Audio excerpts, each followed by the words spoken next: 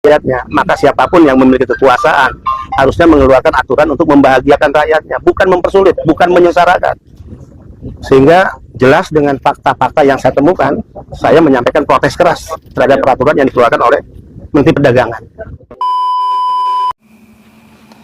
Halo guys, assalamualaikum warahmatullahi wabarakatuh. Gimana kabarnya semua teman-teman? Semoga selalu dalam keadaan baik-baik saja. Oke, kali ini masih bersama saya Roni Saputra di Suara TKI. Oke guys, alhamdulillah tadi saya baru menjemput ada beberapa mbak TKW yang kebetulan hari ini dia pulang. Ini saya baru saja nyampe ke rumah ya, dan setelah saya melihat ternyata ada berita yang sangat penting, dan ini saya yakin teman-teman perlu untuk tahu. Yang mana di sini sedikit promo untuk mungkin teman-teman yang pengen pulang dengan rasa nyaman dan mungkin sekalian pengen berjumpa saya. Ya maksudnya pengen diantar sama tim saya nanti, maksudnya untuk cuti ataupun mungkin pulang ya, silahkan DM ke admin ya, di kolom deskripsi ada nomor WA saya. Di situ teman-teman bisa untuk tanya-tanya ya, bisa juga untuk mungkin mengadu apa masalahnya itu. Silahkan, nggak masalah. Insya Allah kalau emang saya bisa jawab nanti saya jawabnya. Setidaknya kita di sini sebagai forum untuk kekeluargaan ya, persahabatan. Kalaupun saya sekarang sudah menjadi mantan PMI, namun setidaknya saya masih sebagai jiwanya jiwa PMI sama seperti kalian. Jadi sedikit banyaknya pengalaman saya ingin berbagi sama teman-teman yang mungkin masih baru ataupun mungkin belum mengetahui segala sesuatu yang seharusnya tahu ya. Nah, jadi di sini juga saya alhamdulillah selalu mendapatkan sokongan dari Koko Faisal. Dan untuk Koko Faisal terima kasih ya atas kadang mungkin ada sedikit supportnya. Nah, jadi di sini teman-teman beritanya seperti ini. Kemarahan Kepala BPTMI dinilai sebagai serangan ke Zulkifli Hasan. Nah, teman-teman mungkin dari mendengar judul ini aja sudah ngerti. Semenjak kemarin penggeledahan yaitu ke beberapa gudang bea cukai, yaitu penimbunan barang-barang PMI yang dulu mengirimkan barang namun ditimbun, teman-teman tahu sendiri kalau kita melihat keadaannya seperti itu sesuatu yang sangat memprihatinkan. Jadi ini Indonesia kenapa kok bisa seperti ini? Ada seorang pejabat yang seolah-olah dia mempunyai kuasa dengan kehendaknya tanpa memikirkan orang lain. Sedangkan kita devisa negara, namun justru diperlakukan seperti itu. Namun yang anehnya, kenapa kok nyampe sekarang belum juga ada yang bertindak, belum juga ada tindakan yang mungkin bisa menjerat orang ini. Padahal sudah tahu banget ini adalah kesalahan mungkin ada beberapa orang ya. Tapi saya yakin teman-teman juga tahu dari apa itu klarifikasinya Pak Beni ya, siapa yang menciptakan peraturan, siapa juga yang sampai mengakibatkan barang-barang teman-teman semua yaitu para PMI menjadi seperti itu, dibongkar ya, ditimbun begitu lama, nyampe sekarang pun mungkin masih ada. Dan itu barang-barang kalian yang ditimbun seperti makanan mungkin yang lainnya ya sudah busuk, mungkin sudah jamuran, dan pokoknya ya mungkin bisa saja bisa juga hilang. Saya juga banyak sekali ya pertanyaan dan inbox dari TikTok dan ataupun Messenger menanyakan, katanya, Mas saya sudah kirim barang sampai 6 bulan kok nyampe sekarang belum nyampe. Mas saya sudah 1 tahun kirim barang kok belum nyampe. Di situ saya berpikir, oh ternyata ini sudah dibongkar sama Pak Beni.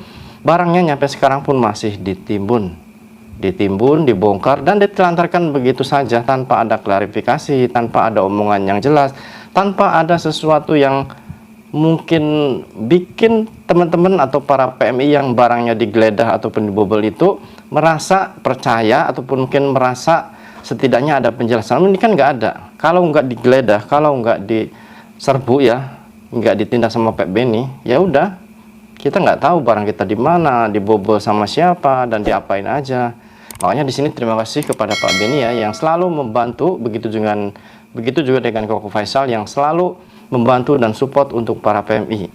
Saya sangat salut sekali sama Pak Beni dan Koko Faisal yang selalu membela kita para PMI. Yang mana di sini kronologinya seperti ini. Aturan pembatasan barang bawaan dari luar negeri masih menjadi polemik. Kali ini polemik terkait barang bawaan pekerja migran Indonesia atau PMI. Polemik terkait PMI mencuat ketika Kepala Badan Perlindungan Pekerja Migran Indonesia atau BPTMI Beni Ramdhani melakukan kunjungan ke tempat penimbunan sementara atau TPS JKS di Semarang, Jawa Tengah, yaitu pada hari Kamis bulan 4 tanggal 4 2024. Tuh, ini tahunnya bagus ya.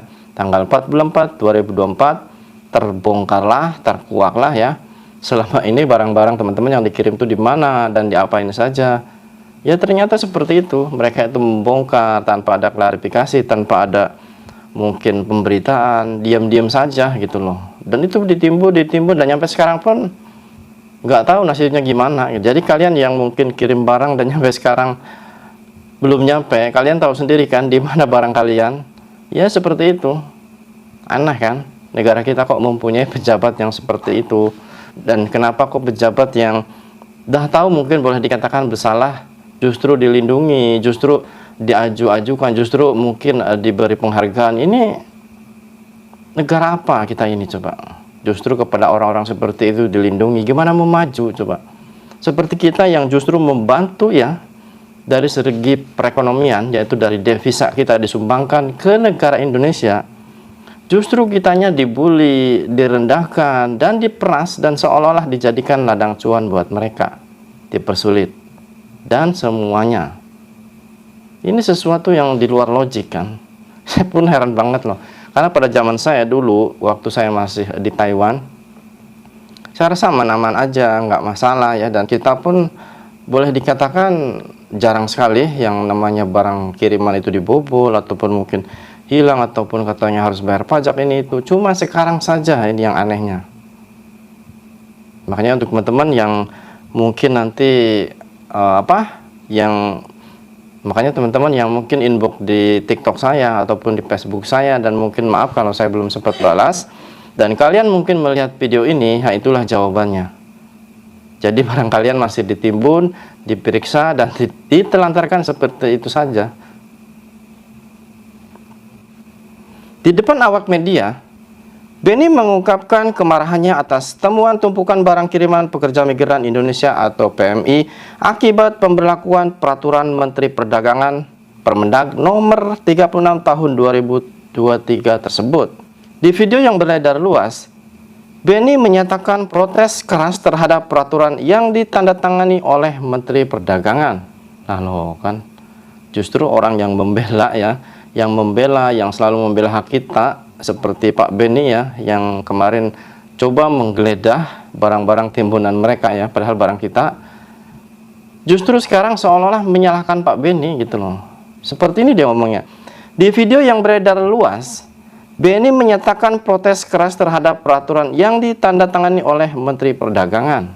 Saya yakin ini mungkin bawahannya, atau mungkin temennya, atau mungkin rekan kerjanya ya, mungkin nggak terima saudaranya atau mungkin temennya itu seolah-olah disalahkan atas perkara tersebut, yaitu pembobolan barang kita atau penimbunan, atau ya yang mengakibatkan barang-barang teman ditahan dan nyampe sekarang seperti itu. Namun ungkapan kemarahannya dinilai tidak etis dan tidak elok untuk kelakuan oleh pejabat pemerintah karena tidak semata membahas substansi personal. Kan disalahin guys, katanya menyalahi, yaitu karena tidak semata membahas substansi personal. Aneh juga kan, pas ketika ketahuan dan dibongkar dan dipiralkan, baru nggak terima, baru ngomong. Dulu yang waktu dia bertindak ngasih apa itu seperti aturan ya, diam-diam saja kan. Mungkin dia mikir dia seorang menteri ataupun dia penguasa, boleh bertindak seperti apa saja. Mimpi dia itu ya. Dia cuma numpang hidup, numpang pejabat, dan pejabat dudukan apa itu jabatan dia juga rakyatnya yang memilih ya. Dan kita juga tadinya kira-kira dia apakah bisa mengurus barang-barang kita, permasalahan kita, ternyata ya seperti itu. Soal substansi yang dipermasalahkan, saya tidak kaget.